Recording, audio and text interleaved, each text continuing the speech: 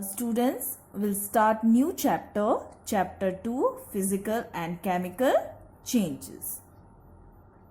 Now change is the law of nature and various changes occur in everyday life at all times in all places. For example, today it was very sunny, the day was very sunny, but then suddenly it started raining, so there was change in weather. Whatever object or whatever we see all around us is matter. And what is matter? And matter is anything that can be sensed and that can occupy space and have mass. So that means all around us is matter. Now matter, they undergo certain kind of changes. It can be physical and it can be chemical, and there are other changes also apart from physical and chemical changes that we are going to study today. We'll start with the classification of changes. See here, there are so many changes that occur around us. What are they? Desirable changes and undesirable changes. Desirable means the changes that are favorable, changes that produces good results, and undesirable means that produces useless or bad results. Then comes periodic and non-periodic changes. Periodic means changes that occur again and again at regular intervals of time, and non-periodic means that which do not occur periodically. That means that do not repeat or at regular intervals of time, like change of weather. Just now I told you, I gave an example that it was sunny day, then suddenly it started raining, so it was change of weather. So this is non-periodic change. Then comes your slow and fast changes. Changes which occur very slowly over days, months or years are slow change. And fast change means that changes very rapidly in seconds or minutes, like occurrence of lightning or burning of paper or bursting of firecrackers. Then comes natural and man-made changes. Natural means that occurs in nature, and man-made means that are made by man. Physical and chemical changes. Now physical changes are the changes that are temporary and reversible.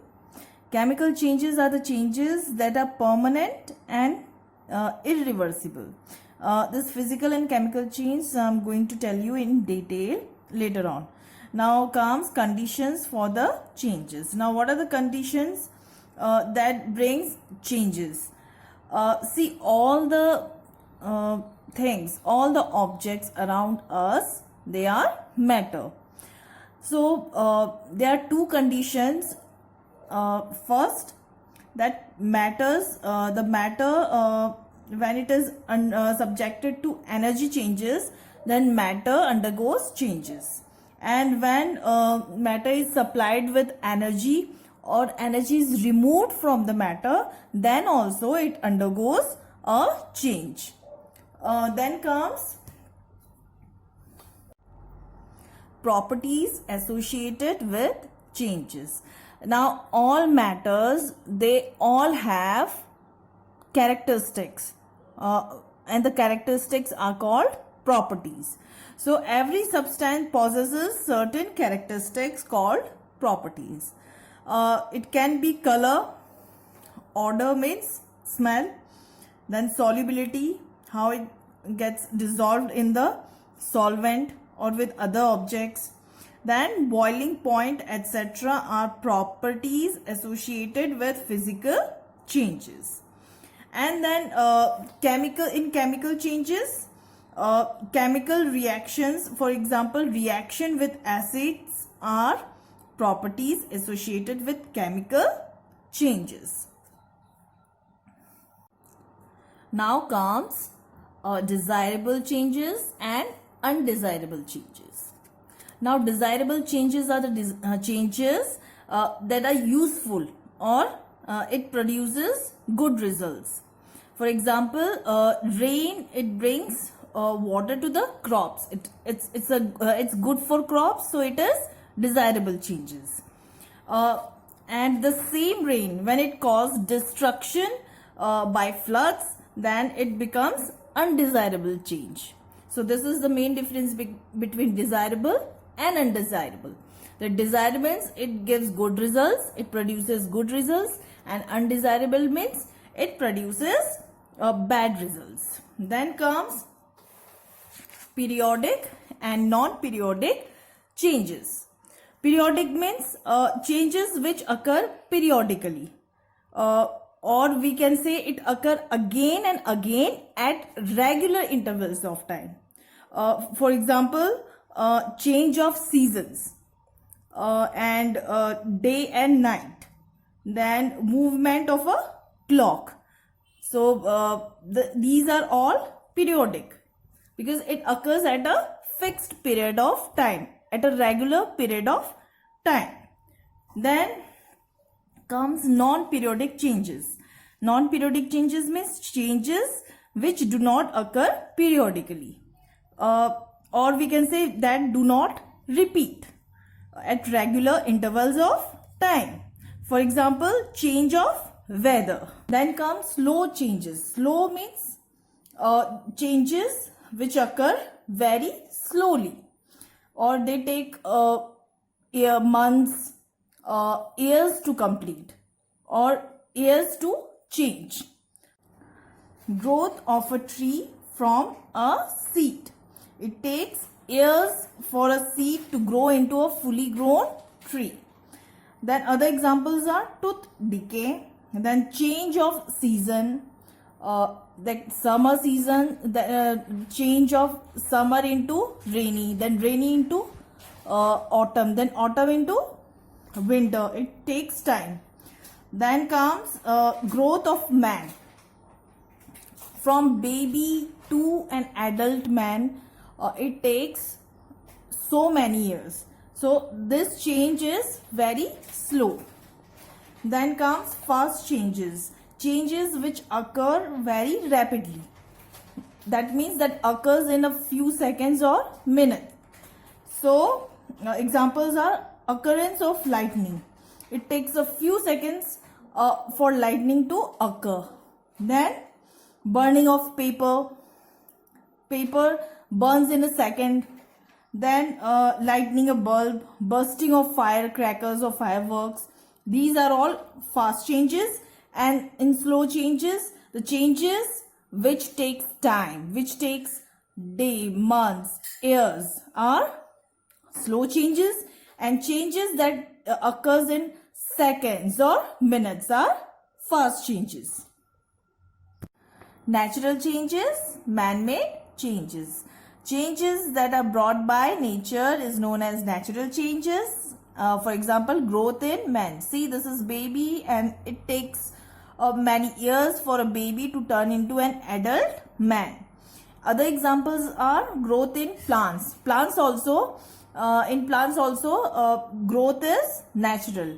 Then change in season.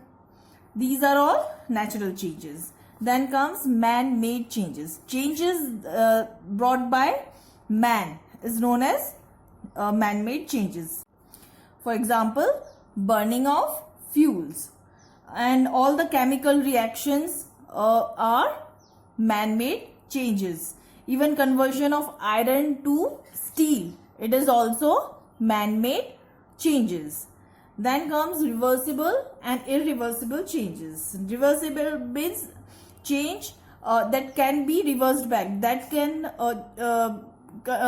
change back to its original state. And irreversible means non-reversible, where a thing cannot be reversed by change in conditions. Then here examples of Reversible changes are conversion of matter. I told you earlier also, ice, it changes into water by melting, and then water again it changes into ice by freezing. So this is reversible change. Now here in irreversible change, burning of paper. Paper, can it come back to its original form? No, it cannot after burning. So this is irreversible. Then other examples of reversible changes are melting of wax. Wax, it can change back to its form by solidifying it, on solidification, on cooling. Then pulling of a rubber band. You know, rubber band, we stretch it and then it comes back to its original form. Then drying of a cloth. Other examples of irreversible changes are burning of a candle.